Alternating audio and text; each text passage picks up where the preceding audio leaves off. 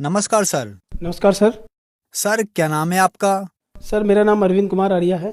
अरविंद जी, आप कहाँ से हैं? मैं उत्तराखंड बागेश्वर से हूँ। अरविंद जी, आपने संत रामपाल जी महाराज से नाम दीक्षा कब ली? संत रामपाल जी महाराज जी से नाम दीक्षा 11 फरवरी 2018 में ली। अरविंद जी, अपनी भक्ति साधनाओं के बारे में बताएं। आपने क्या क्या भक्ति साधनाएं की हैं? सर मैं जैसे हमारे घर वाले सब करते देवी देवता की वैसे ही करते थे। उसके अलावा एक गुरु भी बना रखा था हमने। गुरु का दीपक भाई थे निरुमा। ये गुजरात के थे। उनसे नाम लेने के बाद मैं 2-3 साल उनकी भक्ति भी की। हमारी मम्मी ने भी की। मम्मी हमारी माता जी भी जुड़ी थी। तो माता जी जुड़ने के बाद उनको कैंसर हो गया था। कैंसर होने के बाद 3 दिन बाद उनके मृत्यु को प्राप्त हो गई थी। तो उनसे जुड़ने के बाद मेरे को एक बहुत ही भयंकर बीमारी लग गई थी सर। बीमारी ऐसी लग गई थी कि मिर्गी के दौरे पड़ते थे बहुत भयंकर। अगर वो वहाँ दिल्ली था, मैं गुड़गांव में था, मैं जॉब करता था, वहाँ से नौकरी छूट गई थी। उनने बोला पहले अपना इलाज कराओ उसके बाद यहाँ आना। एक दिन पूजा करते करते फ़ोटो लगाई थी भगवान की खूब काफ़ी।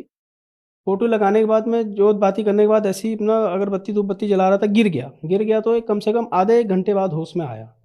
होश में आने के बाद मैंने कहा चलिए कोई बात नहीं, कोई ऐसी गलती होगी जो ऐसा तबीयत ख़राब होगी। फिर वहाँ से नौकरी छोड़ के मैं अपने यहीं आ गया था, बागेश्वर आ गया था। बागेश्वर आने के बाद ऐसे ही अपना मज़दूरी करते थे। मज़दूरी करने के बाद अपने जैसे भी है अपना गुजारा करते थे। संत रामपाल जी महाराज जी के एक शिष्य मिले।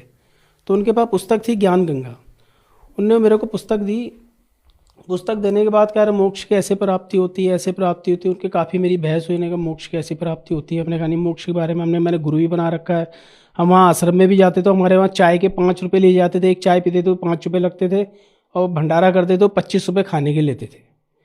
और उसके अलावा वहाँ जितने दिन रहेंगे उसके और मतलब खाने पीने के सारे पैसे लेते थे सर। लेकिन उससे कोई लाभ नहीं हुआ। मेरे को काफ़ी बीमारी रहा। तो इन पुस्तक में जो ज्ञान गंगा था उसमें सब लिखा हुआ था। गुरु जी ने बता रखा था, संत रामपाल जी महाराज जी ने बताया था कि आप ऐसे ऐसे भक्ति करो, ऐसे आपको फ़ायदा होगा, ऐसा फ़ायदा होगा। तो भगत से भाई काफ़ी बहस हुई। बहस होने का उन्होंने कहा कि आप मेरे साथ चलो, एक बार आप गुरु जी से नाम दीक्षा ले लो संत रामपाल जी महाराज जी से, आपकी बीमारी सही हो जाएगी। हमारे घर वाले कहने लगे तुम किसकी भक्ति कर रहे हो, क्या कर रहे हो ये। घर वाले बहुत जोर में आए। जोर में आने के बाद फिर एक जो हमारे यहाँ जो जागर होता है, भूत ऊत को भगाने वाला, एक भूत भगाने वाला भी आया। उसने कहा तुम्हारी दिल्ली की चुड़ैल लग रखी है, ये आप इसको एक मुर्गा खिलाओ, मुर्गा चढ़ाओ तब जाके सही होगी करके। तो घर वालों ने ठीक है मुर्गा भी चढ़ाया। हमने गुरु जी संत रामपाल जी महाराज जी से नाम दीक्षा लेने से पहले मुर्गा एक को दिया, मुर्गा भी चढ़ाया। उसके बाद हमने सही हो जाएगा, उससे भी सही नहीं हुआ। मैं दवाई खाता था सर जी 2 टाइम की, सुबह शाम। वो दवाई खाऊंगा तो मैं चल पाता था, नहीं तो मेरे को मिर्गी के दौरे पड़ते थे। आप ये देखिए मेरे दांत टूटा हो गए, ये दांत टूट रखा है। और यहाँ पे टाँके लगे थे 3-4 के, दिख रहे होंगे सर जी आपको ये। फिर मैंने घरवाली से कहा 8 दिन हो गए तुम लोग, मैं जब घर से बाहर निकलता था दवाई मेरे को देते थे, दवाई खाओ फिर जाओ। हैं अब 8 दिन हो गए तुम लोगों ने एक बार भी मेरे को दवाई दी है। तो घरवाली भी थोड़ी देर सोच में पड़ेगी कि हाँ 8 दिन हो गए इसको आज तक दवाई नहीं खाई। नहीं तो 1 दिन 2 दिन अगर दवाई ना खाए इसको दौरे पड़ जाते थे, कहीं काम में भी नहीं जाता था। घर की स्थिति इतनी ख़राब थी, घर की टीन थी, टीन वाला छत था हमारा, था वो सड़ गए एकदम, टीन गल गई थी, दीवार भी गिरने वाली हो रही थी। उसके बाद गुरु जी की दया से आज परमात्मा की ऐसी दया हुई, संत रामपाल जी महाराज जी के बढ़िया सीमेंटेड 2 कमरे हैं। और उसके अलावा एक फ़ायदा और बताना चाहता हूँ।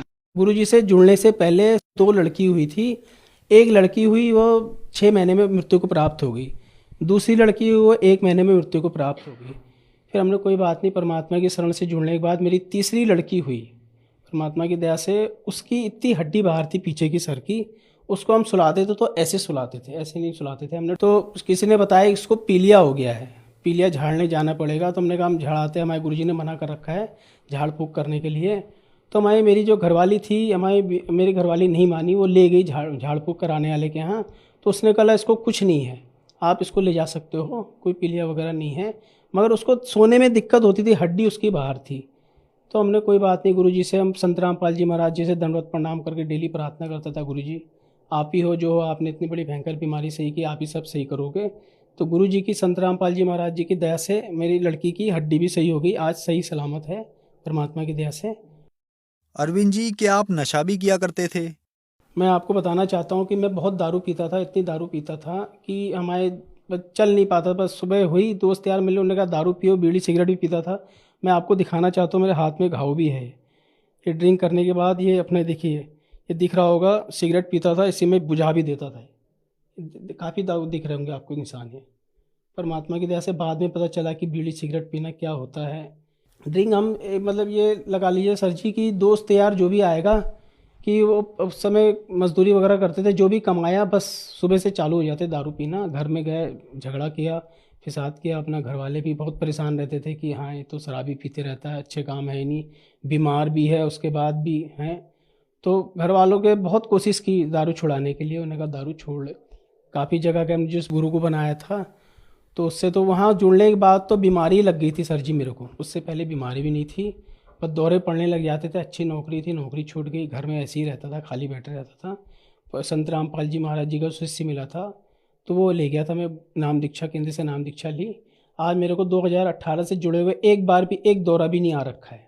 परमात्मा की दया से दवाई छूट गई, दारू छूट गई, जो नशा था सब दूर हो गया। अरविंद जी, आप बहुत ज्यादा नशा करते थे।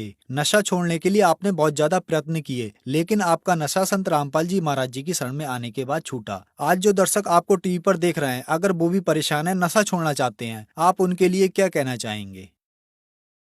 सर मैं तो प्रार्थना कर सकता हूँ बस कि आप जो हैं संत रामपाल जी महाराज जी का सत्संग आता है टीवी पे, उसमें आप सत्संग देखिए। गुरुजी आपको सद्भक्ति बताएंगे। आदमी भक्ति करता है किस लिए कि उसका नशा छूटे, उसके दुख तकलीफ दूर होए हैं। उसके बाद भी अब वो भक्ति कर रहा है, दुख भी दूर था, शराब भी पी रहा है, दुख भी है, तकलीफ भी है, सोच रहा भगवान सब सुख दे रहा है। लेकिन आप एक बार सदगुरु रामपाल जी महाराज जी का सत्संग आता है टीवी पे, उस पर आप सत्संग देखिए। और पुस्तकें हैं उनकी, जीने की राह, ज्ञान गंगा, गीता तेरा ज्ञान अमृत, पुस्तक मंगाइए, ऑनलाइन भी आ जाती है। उसके अलावा आप ये टीवी में सत्संग आता है गुरु जी का, उसमें पट्टी चलती है, उसमें नंबर लिखा होता है, फ़ोन नंबर। नामदान केंद्र के पता करके नाम दीक्षा ले सकते हैं। धन्यवाद सर। सत साहिब।